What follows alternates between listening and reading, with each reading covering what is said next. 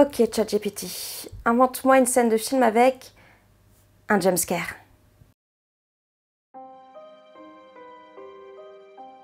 Intérieur, asile abandonné, couloir sombre, nuit. La protagoniste, Sarah, avance lentement le long d'un couloir sombre de l'asile abandonné. Les lumières fluorescentes du plafond vacillent, projetant des ombres menaçantes. L'air est lourd de tension et on entend le murmure à peine audible de voix spectrales. La lampe de poche de Sarah tremble dans sa main alors qu'elle avance avec prudence. Soudain, la lumière clignote et s'éteint, la plongeant dans l'obscurité totale. Sa respiration s'accélère et elle tâtonne pour attraper son briquet, luttant pour l'allumer. Lorsque la flamme du briquet apparaît enfin, elle remarque un reflet dans le miroir fissuré sur le mur. Une silhouette sinistre se tient juste derrière elle. Elle se retourne, terrifiée, mais il n'y a rien.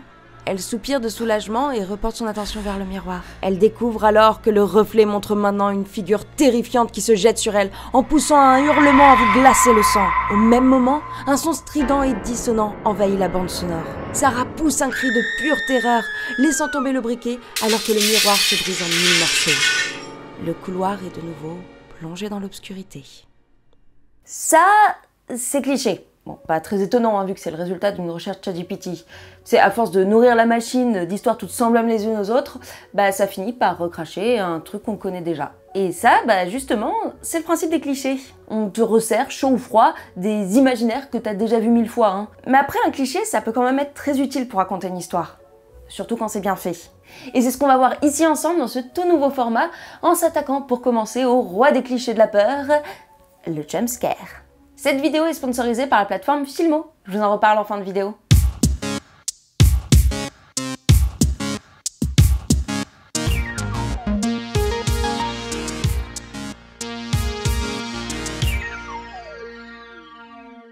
Que ce soit en regardant par le trou d'une serrure où tout d'un coup un œil surgit, ou qu'on se pense en sécurité dans une voiture, tout tranquille et hop, un tueur sanguinaire saute à la fenêtre, ou même refermer le miroir du placard et l'ennemi apparaît en reflet. Tout ça, c'est des exemples de jumpscare, ou coup d'effroi, hein, comme dirait le ministère de la Culture. Mais déjà pour commencer, comment est-ce qu'on définirait un jumpscare ? À l'origine, le jumpscare, c'est un procédé d'horreur par le sursaut, de jump, sauter, et scare, peur, en anglais. Normalement, on a tous fait anglais LV1, donc voilà, vous l'avez. La structure basique du jumpscare est décrite par le scénariste Robert Albraid, qui a notamment travaillé sur Monstres et compagnie, donc la peur il connaît un petit peu, hein, comme un composite incluant un personnage, une menace illicite placée hors champ et une intrusion troublante dans l'espace immédiat du personnage. Et tout ceci en se basant également donc, sur une mise en scène particulière à l'image et surtout un travail spécifique du son et du silence. Alors, il y a une autre manière de comprendre cette structuration du jumpscare et on le doit à la magie. J'adore la magie. Dans son article « Why Don't You Die? The Heart of the Jumpscare », Brian Bishop assimile l'anatomie du jumpscare à une scène du film Le Prestige de Christopher Nolan. Il dit qu'il voit pas le rapport. Ok, alors je t'explique. En gros, au début du film, il y a le personnage de Michael Caine qui explique à une petite fille les différentes étapes d'un tour de magie. Et comme le démontre Bishop, ces étapes, ce sont les mêmes que celles dans la construction d'un jumpscare. Every magic trick consists of 3 parts, or acts. The first part is called the pledge. Ou la promesse, où on introduit justement la situation pour faire comprendre qu'un danger va en ressortir. On va prendre par exemple le film Les Dents de la Mer de Steven Spielberg. Lorsque Hopper trouve le bateau de Ben Gardner sans âme qui vive, il décide de plonger. Alors qu'il s'approche du bateau, il découvre une dent de requin entre les planches. Le squale a vraiment attaqué le navire, le public est en tension. The second act is called the turn. Donc le tour, pendant lequel notre protagoniste, bien que terrifié, va quand même trouver une excuse logique. Hein. Il croit plus vraiment à une menace, et ce qui fait que le public baisse également sa garde. Hopper continue ses recherches autour de l'épave, l'ambiance est plutôt calme, la tension redescend, il s'approche d'un trou. Making something disappear isn't enough. You have to bring it back. That's why every magic trick has a third act. The hardest part. The part we call the prestige. Cette dernière partie, le prestige, c'est donc quand la menace frappe et que ni le personnage ni le public ne s'y attend et le plus souvent s'accompagner d'un grand bruit ou d'un coup de violon assez strident. Dans le film de Spielberg, c'est là que Hopper voit apparaître d'un coup le visage sans vie de Gardner qui sort de la coque du bateau. Le public et au peur sursaute, on découvre que le requin a tué quelqu'un. Et cette formule, elle marche pour à peu près tous les cas de jumpscare. Hein. C'est un peu comme la recette du 4 quarts. C'est facile et efficace. Et en vrai, qu'importe la cause de l'effroi, hein, que ce soit un tueur sanguinaire, un monstre, un alien avec des je sais pas quoi, ou même un chat. Et alors, c'est intéressant justement de parler de félins, parce que c'est un petit peu grâce à eux qu'on doit l'apparition de ce procédé. La première apparition de ce jumpscare moderne, elle date de 1942, avec le film La Féline de Jacques Tourneur. On y suit l'histoire d'Irena, une jeune créatrice de mode serbe, qui se marie à Oliver. Malheureusement, l'ambiance n'est pas franchement beau fixe dans le couple, hein, d'autant plus qu'Irena est persuadée d'être une descendante des Félines, ces femmes de son village natal qui pouvaient se transformer en panthères. Oliver, lui, commence à passer beaucoup de temps avec sa collègue Alice, et il se confie à elle. Sauf qu'Irena, elle voit pas forcément ça d'un très bon œil, et un soir, elle décide de suivre Alice. Alors qu'Alice marche dans la ruelle sombre, on entend seulement le son de ses talons sur l'asphalte, et ce, plus rapide d'Irena qui la suit. Puis, tout d'un coup, plus de bruit d'Irena. Cela inquiète Alice, qui commence à sentir le danger et se met à courir. Et alors qu'elle regarde tout autour d'elle, une sorte de grommellement se fait entendre et un bus apparaît dans une détonation de frein devant Alice.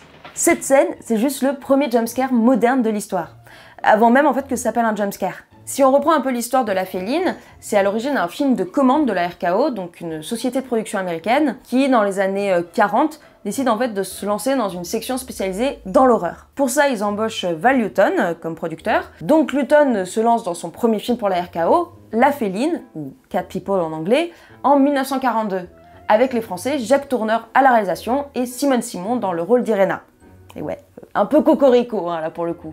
Et bon, premier film, hein, premier banger, hein, et justement c'est ce que raconte le réalisateur Jacques Tourneur. Il y avait telle foule qui sont venus la première semaine que ça a marché 13 semaines. Ça a marché une semaine de plus que Citizen Kane. Le film entièrement monté, musique et tout, a coûté 130 000 $. Et ils ont fait plus d'1 million et quelques dollars, et les actions d'Arkeo ont remonté. Ce procédé de tension grandissante jusqu'au coup d'effroi, c'est un peu la patte de Lewton. Si bien que justement on lui a donné son nom. Ouais, en fait, avant d'appeler ça un jumpscare, on parlait d'un bus de Lewton. Et tiens, si ça t'intéresse de savoir d'où viennent les clichés et ces autres petites histoires, j'en ai fait un livre. T'as la ref aux éditions hors collection qui t'explique comment les cinéastes s'inspirent de leur propre cinéphilie pour raconter des histoires. Et c'est bientôt Noël en plus quand je fais cette vidéo, c'est complètement dingue. Ça fera un très beau cadeau, non, tu trouves pas? Moi je trouve que oui. Après, le sursaut horrifique, il y en a un peu toujours eu dans le cinéma. Hein. Par exemple, le fantôme de l'opéra, hein, avec Lon Chaney en 1925. Sauf que, justement, ce qui fait peur dans le jumpscare, en plus de la surprise à l'image, c'est le son. Et jusqu'en 1927, les films étaient muets, bien que souvent accompagnés d'un orchestre ou d'un disque. Mais en fait, c'est l'ajout d'un son brutal au film lui-même, qui arrivait donc plus tard, et qui, je pense, a un peu plus défini cette structure qu'a le jumpscare. Mais en fait, pourquoi le jumpscare fait peur? Quels sont les mécanismes du cerveau qui font qu'on sursaute de cette manière-là? Déjà, le jumpscare, ça impose une réaction physique. Quand on sursaute de peur, on cligne des yeux, on bouge la tête, on se soulève un peu, les muscles sont en action.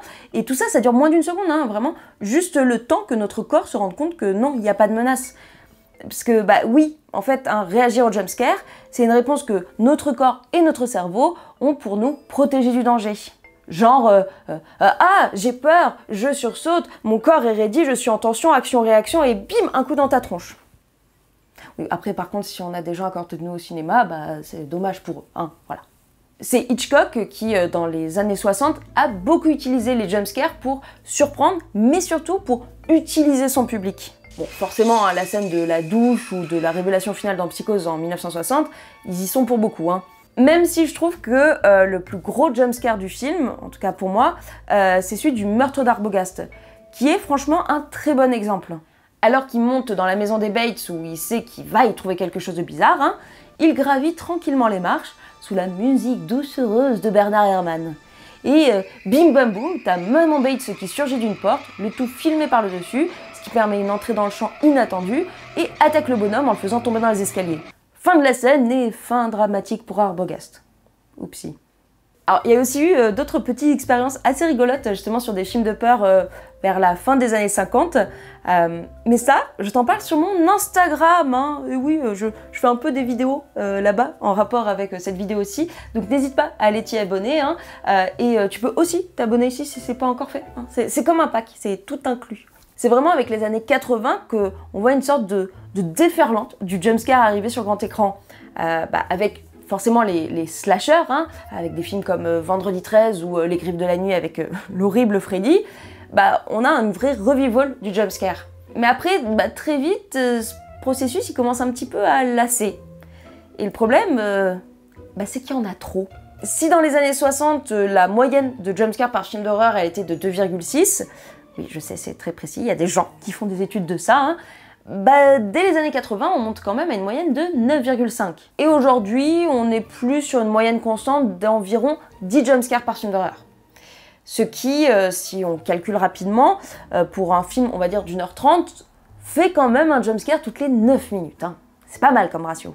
Mais alors, pourquoi cette moyenne, on va dire, de 10 jumpscares par film?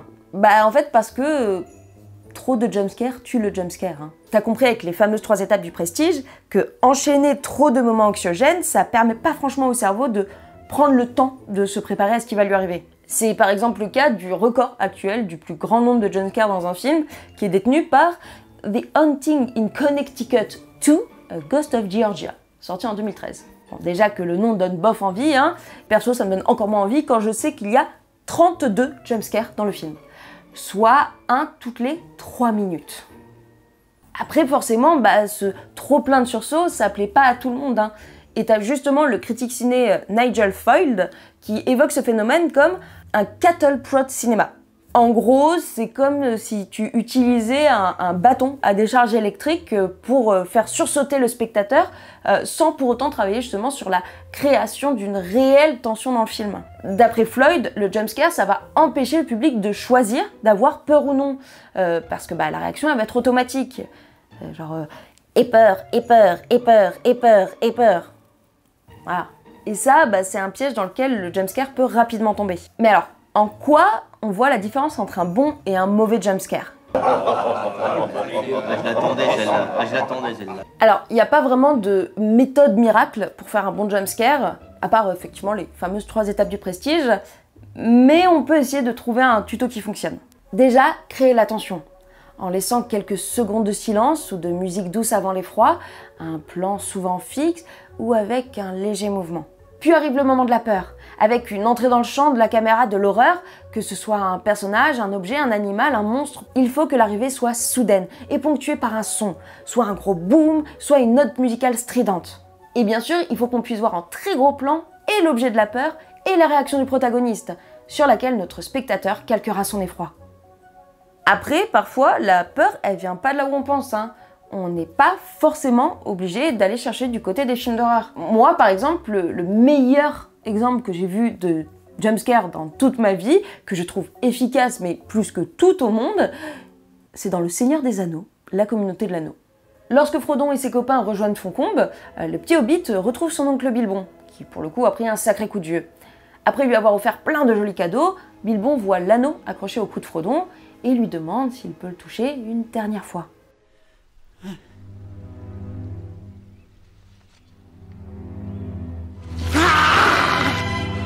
Pourquoi ce jumpscare est juste parfait?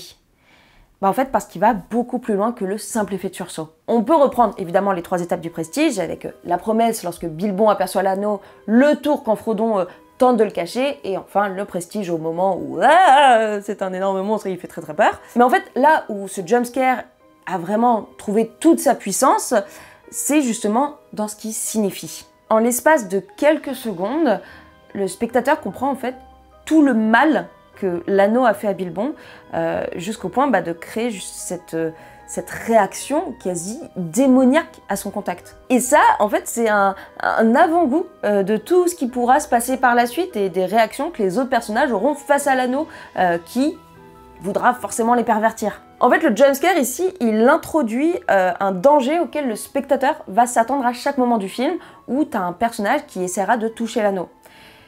En gros, c'est un peu une sorte de bombe à retardement. Donc, si on résume comment réaliser un bon jumpscare, déjà, il faut que la scène suive les 3 étapes de mise en tension, hein, voilà, du calme latent au bim bam boum, ça fait très peur. La musique ou un bruit violent doit accompagner le sursaut. Il doit pas y avoir trop de jumpscares dans la même histoire pour que le spectateur ait le temps de souffler et se remettre en tension pour chaque effet de peur. Et le petit plus, évidemment, c'est de créer un jumpscare significatif pour le reste de l'histoire. Et maintenant qu'on a compris comment on fait des jumpscares, il faut en voir, hein. Et justement, j'ai ce qu'il vous faut. Filmo, c'est juste une de mes plateformes de VOD préférées. Déjà parce que c'est français, et moi je trouve ça vachement cool, et surtout parce qu'ils ont tout simplement le meilleur catalogue de films. Vu qu'on est en train de parler de films de peur et qu'Halloween vient de passer, on va faire un petit tour sur leur page Adrénaline. Hein. Le fric, c'est chic. Si je peux vous conseiller 3 de leurs films d'horreur, hein, bon, après en se rappelant que je suis team flippette, mais quand même, il y aurait forcément Carré au bal du diable, hein, de Brian De Palma, avec un jump assez inattendu, mais que je trouve toujours aussi efficace. Massacre à la tronçonneuse, qui est un immense film que j'ai pu découvrir justement récemment sur Filmo, et qui est tellement plus beau que terrifiant, étonnamment, mais avec des apparitions de Leatherface qui vont te faire pas du bien. Et enfin, il y a Mulholland Drive, qui propose pour le coup un jumpscare assez particulier parce que on te prépare à ce jumpscare, mais tu fais quand même pipi dans ta culotte. Voilà, très très bien. Et avec le code FilmoXLamanie, vous avez un mois offert sur la plateforme et je vous ai mis le lien en description. Merci en tout cas à Filmo de m'accompagner sur cette série des C'est clichés, parce que pour le moment en fait c'était ultra logique. Je vous parle de clichés et après vous pouvez aller voir les films directement. Franchement, emballer c'est peser. Hein. Et sur ce, moi je retourne sous ma couette parce que team flippette.